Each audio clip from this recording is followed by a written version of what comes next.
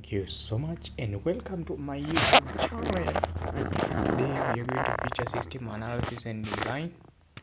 And we'll start by the introduction. This is the course outline. Number one, we'll deal with system analysis and design fundamentals. Number two, we shall check on the approaches of system development and project planning. Then we shall perform system analysis.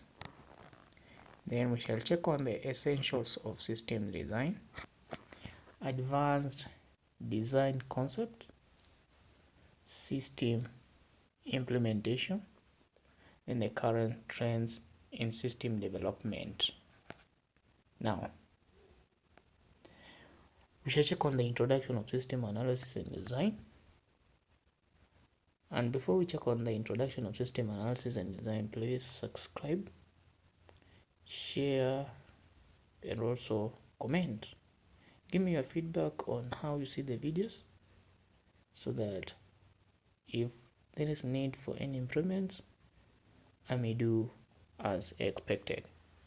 But let's move on this journey together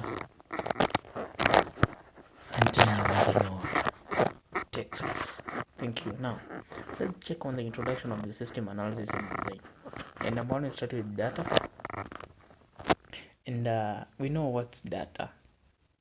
Data can be, we can say, they are raw facts.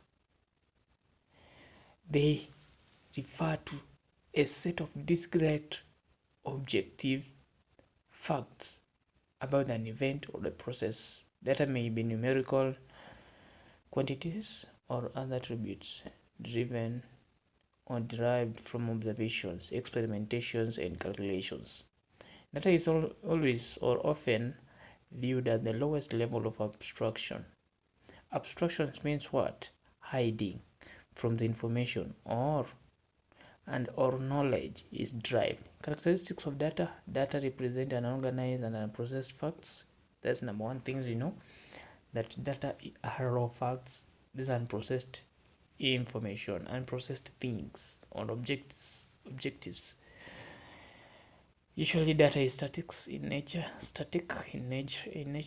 It can be represented as a set of discrete facts about an event. Data is represented or prequisitive to information.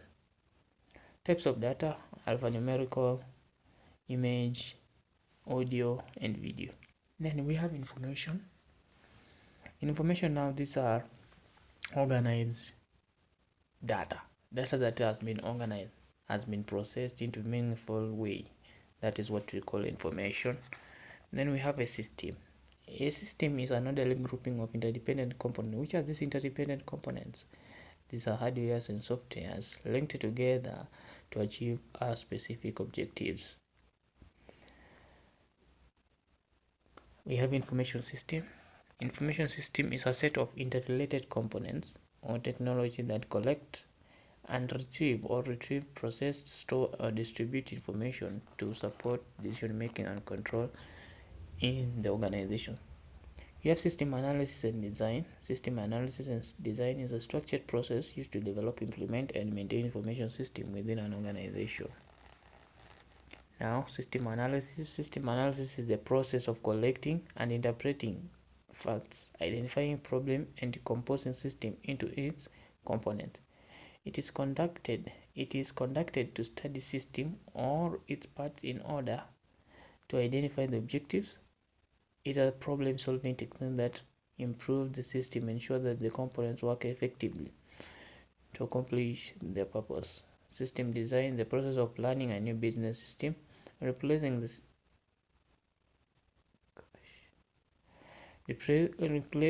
an existing system by defining its component or module to statistically or satisfy specific requirements.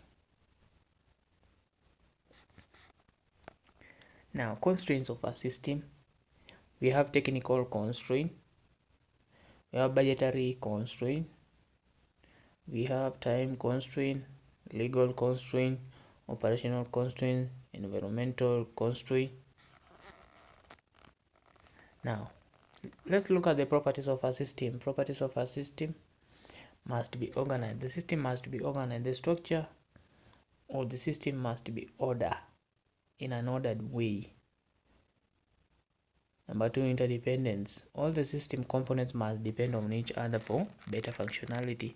Integrations concerns in how the system components are connected. It means that the parts of the systems work together within the system, even if the parts perform a unique function. Then there must be a central objective. Objective of the system must be central. What the system is supposed to do. Now let's look at the element of our system. We have input, output. If you have input, remember you have output. You have processor, you have input. After input, we go to processor, meaning what? The input, this is data that is being input into the system, then it is being processed into meaningful way. Then after it has been processed into the meaningful, it is used by a controller. Then we have environment, then output, then feedback, then boundaries and interface. Also remember the environment. Yeah. Now very shortly we shall check on the classification of our system in the next video. Make sure you check on our videos. They'll be coming daily. Make sure you subscribe please. Subscribe, like, comment.